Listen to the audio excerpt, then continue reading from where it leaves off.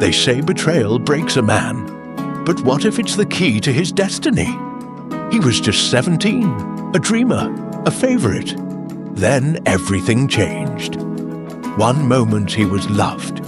The next, he was stripped of everything, thrown into darkness by the very people he trusted most. But the story doesn't end there. In fact, that's where it begins. This is the story of Joseph. And it might be your story too. They called him the favorite. Joseph, son of Jacob, wore his father's love like a robe, literally, a robe of many colors. A robe that spoke louder than words. It was more than just cloth. It was identity, legacy, favor. The others hated it, hated him, not just for the robe, but for what it represented. He didn't help himself. I dreamed last night, Joseph said one morning at breakfast, while bread still steamed from the fire. Your bundles of grain bow to mine. The brothers stared. Cold, silent. A few looked at each other with hard eyes. And another dream, he said the next day with excitement. The sun, moon, and 11 stars bowed before me. They didn't laugh. Their silence was louder than any words. That night, they whispered under the stars. They plotted. One day, their chance came. Their father Jacob sent Joseph to check on them in the fields near Shechem. Here comes the dreamer, one of them muttered as he approached. They grabbed him, stripped the robe, threw him in a dry pit. Let's kill him, someone said. No, Reuben answered quickly. let's not shed blood. Just throw him in the pit. Reuben planned to rescue him later, but when he returned, Joseph was gone, sold to a caravan of Ishmaelite traders passing by for 20 silver shekels. They dipped his robe in goat's blood, took it back to Jacob. a wild animal devoured him. They said.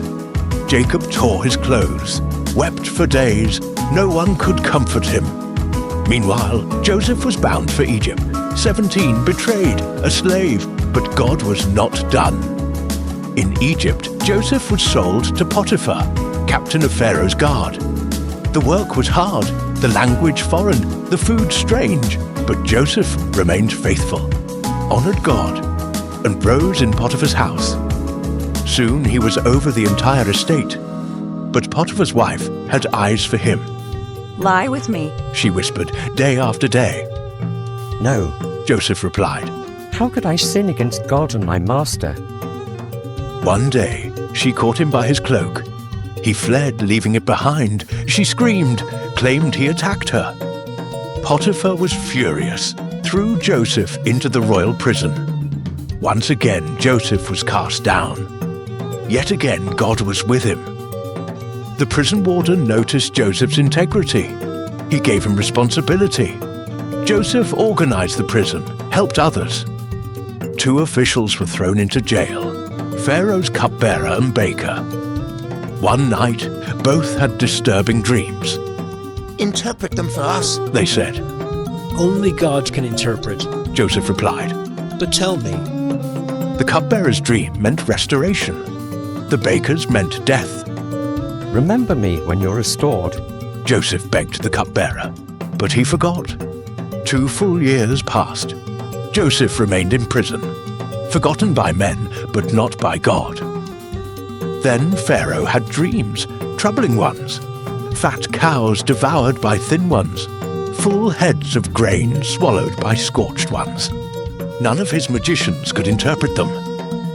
Then the cupbearer remembered. Joseph was summoned. He shaved, changed, stood before Pharaoh.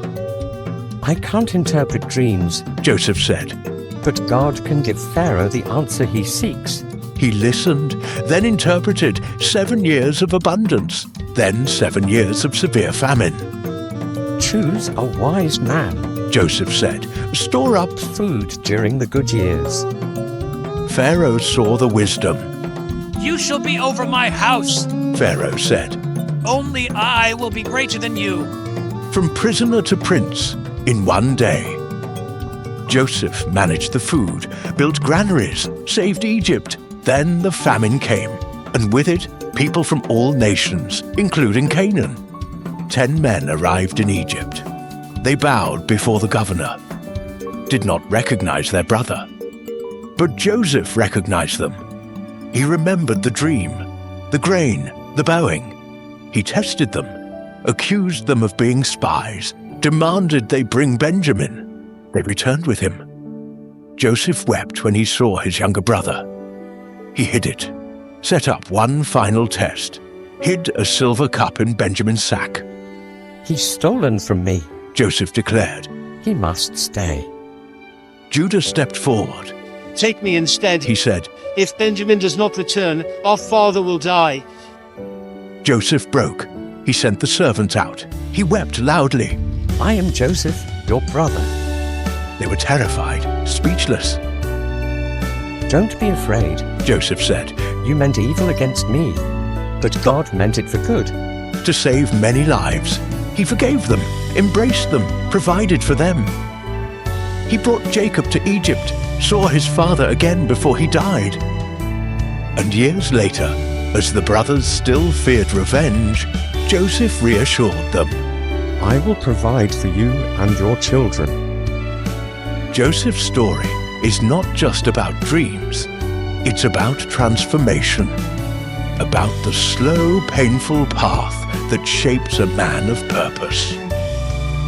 If you feel forgotten, Joseph walked that road, but he never walked it alone, and neither do you. Your pit is not the end.